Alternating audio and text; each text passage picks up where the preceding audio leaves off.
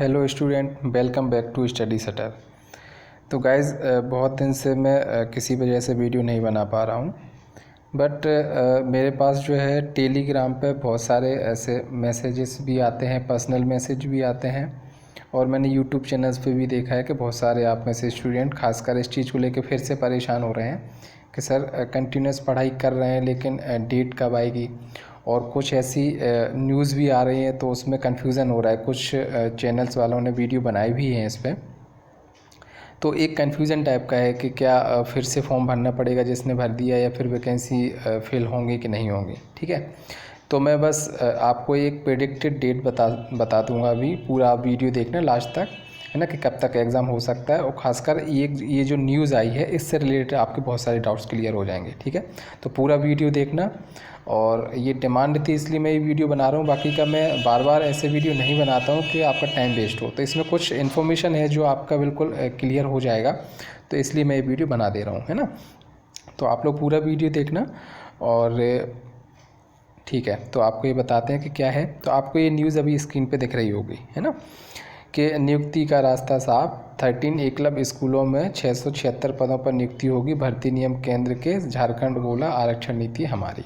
ठीक है, तो आप यहाँ पे बहुत सारी डिटेल दी गई है, बट मैं आपको काम की चीज़ बस बताता हूँ, वो आप ध्यान से देखना है। इसमें थोड़ा सा हो सकता है लेंदी हो जाए, लेकिन आप पूरा टेक्निकली समझने की कोशिश करना कि एक्चुअली हुआ क्या है ना। देखो, तो सबसे पहले मैं आपका एक डाउट क्लियर कर दूँ। देखो, होता क्या है कि जो EMRS के जो स्कूल जितने भी चल रहे हैं, तो अपन को पता है कि जो भी मतलब कि ट्राइबल एरिया में जो भी वैसे मतलब लोग रहते हैं, तो उनके लिए ये स्कूल बनाए जाते हैं, है ना। तो गवर्नमेंट, और आपको बता दूं कि अपनी जो सेंट्रल गवर्नमेंट होती है और जो स्टेट गवर्नमेंट होती है, दोनों को ही हेल्प से और कॉम्बिनेशन से स्कूलों का संचालन होता है। ठीक है, जैसे फॉर एग्जांपल कि अगर जो वैकेंसीज़ वगैरह होती है, तो इसमें क्या होता है, स्टेट्स जो है अपने अपने जो भी एकलव्य मॉडल स्कूल हैं उनकी जो भी वैकेंसी होती है वो गवर्नमेंट को बताते हैं, सेंट्रल गवर्नमेंट को, है ना। सेंट्रल गवर्नमेंट क्या करता है, जो अपना एक NTA होता है, नेशनल टेस्टिंग एजेंसी, उसके थ्रू एग्ज़ाम कंडक्ट कराता है, और उसके हिसाब से फिर सारी जो है सीटों की जो है वैकेंसीज़ की फिलिंग होती है। ठीक है, तो और बाकी के इसके जो भी नियम्स होते हैं, रूल्स होते हैं, रिक्रूटमेंट की सारी चीज़ें वो सेंट्रल गवर्नमेंट की होते हैं। ठीक है, अब इसमें गाइस होता क्या है कि अभी जैसे कि मैंने बोला कि दोनों के ही कॉम्बिनेशन से चलता है। इसका मतलब ये है कि जैसे कि सैलरी जो वगैरह मिलती है, या फिर जो स्कूल होते हैं उनको जो भी अमाउंट अलॉटमेंट होता है ना, तो वो सेंट्रल गवर्नमेंट के थ्रू भी होता है, और बाकी की यदि और भी रिक्वायरमेंट पड़ती है तो स्टेट गवर्नमेंट भी हेल्प करती है ना। जैसे लैंड एरिया देना है, बाकी की सारी चीज़ें होती हैं, तो उसको मॉनिटर स्टेट गवर्नमेंट भी करती है, और सेंट्रल गवर्नमेंट की कॉम्बिनेशन से चलता है। ठीक है, तो अब कन्फ्यूज़न यहाँ पे आप लोगों को क्या है, बहुत सारे लोग बता रहे हैं कि क्या ये कैंसिल हो जाएगा, क्या होगा क्या नहीं होगा। तो देखो, होता क्या है कि जो रिक्रूटमेंट की जितने भी रूल्स थे, तो अभी ऐसा हुआ है, आप लोगों ने अगर नोटिस किया होगा कि कुछ कुछ ऐसे राज्य हैं जहाँ पे उन्होंने अपने जो आरक्षण की जो उनकी पॉलिसी थी वहाँ पे कुछ ना कुछ चेंज किया है। जैसे MP है ना, कुछ झारखंड ने भी किया है, कुछ ऐसे गवर्नमेंट है ना, मतलब जो अपने स्टेट गवर्नमेंट है जिन्होंने आरक्षण में चेंजेस किए हैं। तो अब इनका कुछ राज्यों का ऐसा कहना है सेंट्रल गवर्नमेंट से कि आप जो भी रिक्रूटमेंट कर रहे हैं उसमें आप अपनी पॉलिसी रखिए पूरी रिक्रूटमेंट की, कैसे एग्ज़ाम कराना है, क्या कराना क्या नहीं कराना, क्या एलिजिबिलिटी है, लेकिन जो आरक्षण है, जो परसेंटेज हम दे रहे हैं वो हमारा रहेगा। जैसे मान लो किसी एक पर्टिकुलर स्टेट ने बोल दिया कि हम जो OBC आरक्षण करेंगे वो 40, मान लो एग्जाम्पल दे रहा हूँ मैं, कि वो 40% रखेंगे, और मान लो अभी 30% है, तो उनका कहना है कि अभी पहले जो वैकेंसी निकली थी वो OBC की 30% के हिसाब से निकली थी, अब हमने 40% कर दिया, तो सीट 40% के हिसाब से निकलनी चाहिए, ऐसा उनका कहना है।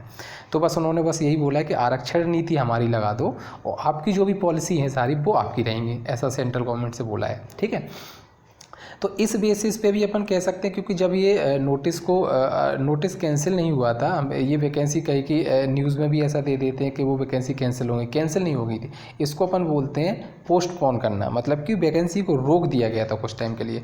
तो पहले ये भी रीज़न आ रहा था कि अपना कोरोना की वजह से रोक दिया है, वो भी एक रीज़न था एक्चुअली। बाकी का ये भी है कि शायद ये पॉलिसीज़ वगैरह जो चेंज हुई हैं इनकी वजह से, है ना। तो इसकी वजह से भी ये रीज़न हो सकता है।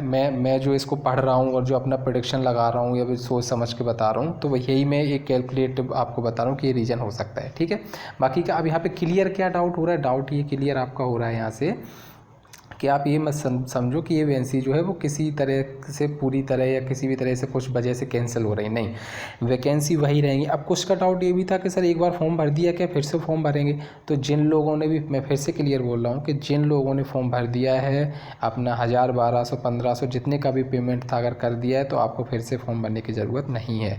अगर सिर्फ और सिर्फ नोटिफिकेशन में चेंज आएगा तो यही आएगा कि स्टेट वाइज जो भी आरक्षण की पॉलिसी चेंज हुई है उस हिसाब से सीटों में कम ज़्यादा थोड़ा हो सकता है, बाकी का पूरा नोटिफिकेशन सेम ही रहेगा।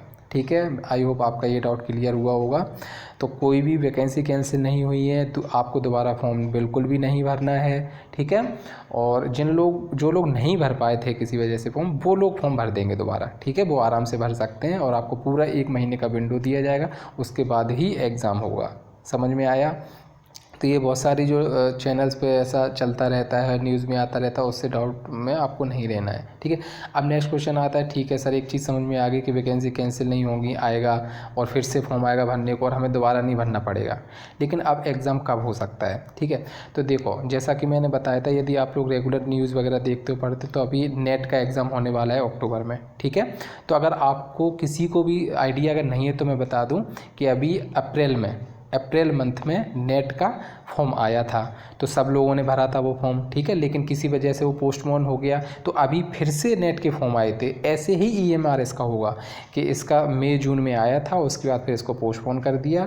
ठीक है, अब इसके बाद जब भी ये स्टार्ट होगा तो इसके फिर से फॉर्म आएंगे, फिर से भरे जाएंगे, जैसे नेट के फॉर्म भरे जा रहे हैं। और नेट का फिर क्या, अभी फॉर्म भरे जा रहे हैं ना, उसके बाद अक्टूबर में एग्ज़ाम है इसका। ठीक है, तो अब वो NTA ही करा रहा है और NTA यह EMRS एग्ज़ाम भी कराएगा। तो अगर अपन रफली मान के चलें तो अपन सितंबर को भी यदि अपन हटा दें और यदि अपन अक्टूबर का मंथ ले लें, क्योंकि अक्टूबर में नेट का एग्ज़ाम हो जाएगा, है ना, मिड अक्टूबर तक एग्ज़ाम हो जाएगा, 15-20 के आसपास।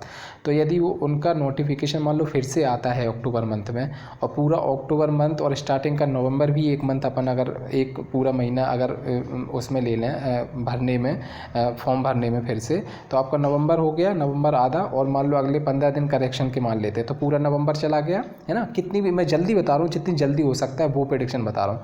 तो अगर पूरा आपका नवंबर चला गया पूरा इसमें फॉर्म में और इसमें, तो हो सकता है मिड दिसंबर से ही आपका एग्ज़ाम रखते हैं, जैसे NTA का इन्होंने रख दिया, क्योंकि अब NTA के पास बहुत ज़्यादा एग्ज़ाम है नहीं, है ना, JEE वगैरह और ये नेट वगैरह ये सब निपटते जा रहे हैं, EMRS का एग्ज़ाम बचा है। तो बहुत जल्दी अगर भी होगा तो आपका दिसंबर मिड में स्टार्ट हो जाएगा। मान लो थोड़ा बहुत और लेट हो जाता है तो मोस्ट प्रोबेबली चांसेस हैं कि आपका जनवरी में एग्ज़ाम हो जाएगा।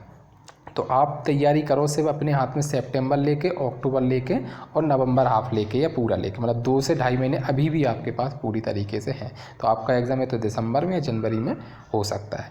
तो एक एस्टिमेटेड हमने डेट भी बता दी और बिल्कुल फैक्ट के साथ आपको बताइए कि कौन से एग्ज़ाम NTA करा चुका है, कौन सा भी करा रहा है। जैसा NTA जैसा नेट का काम हुआ है, दोबारा से फॉर्म भराए गए, ऐसे इसके भराए जाएंगे और इसका भी एग्ज़ाम बहुत ही जल्दी वो लोग कंडक्ट करा लेंगे, है ना। और अब इस न्यूज़ को एक बार पढ़ लो, इसमें देखो क्या लिखा है कि NTA ने अप्रैल में ही इन नियुक्तियों के लिए विज्ञापन निकाला था, पर झारखंड समेत कई राज्यों द्वारा भर्ती नियम में संशोधन में कुछ और समय देने के आग्रह के बाद यह विज्ञापन रद्द हो गया था। तो ये बिल्कुल गलत है। ये जो रद्द वर्ड लिखा है ये नहीं लिखना चाहिए, इसको लिखना चाहिए विज्ञापन पोस्टपोन हो गया था, रद्द नहीं। रद्द का मतलब ये होता है कि वो सब कुछ खत्म कर दिया, उन्होंने बोल दिया कोई वैकेंसी नहीं होगी, कुछ नहीं होगा, ना कोई एग्ज़ाम होगा, ऐसा तो हुआ नहीं है। तो ये लोग न्यूज़ वाले और कंफ्यूज करते हैं, ठीक है।